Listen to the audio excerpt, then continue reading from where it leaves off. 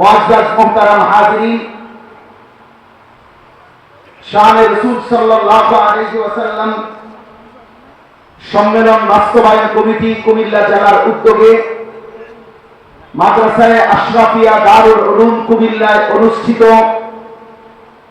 আজকের এই শানে রাসূল সাল্লাল্লাহু আলাইহি ওয়াসাল্লাম সম্মেলনে এই মুহূর্তে আমাদের মাঝে অত্যন্ত গুরুত্বপূর্ণ নসিহত পেশ করবেন আমাদের সারা বাংলাদেশের সর্বজন শ্রদ্ধেয় আলেম দ্বীন, আমাদের গোটা বাংলার গর্বের ধন, আলোর মিনার, আমাদের চেতনার প্রদীপ, আরিফ বিল্লাহ হাকিমুন নাফস, আমার পরম শ্রদ্ধেয় শাইখ, বিদআতের বিরুদ্ধে, বাতিলের বিরুদ্ধে, অন্যায়ের বিরুদ্ধে আজীবন যিনি বলিষ্ঠ কণ্ঠস্বর ছিলেন এবং এখনো আছেন,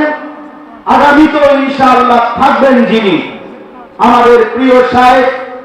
প্রিয় রাহবার আল্লামা মুফতি মুশতাকুন নবী কাসেমী দামাত বারাকাতুহুমুল আলিয়া।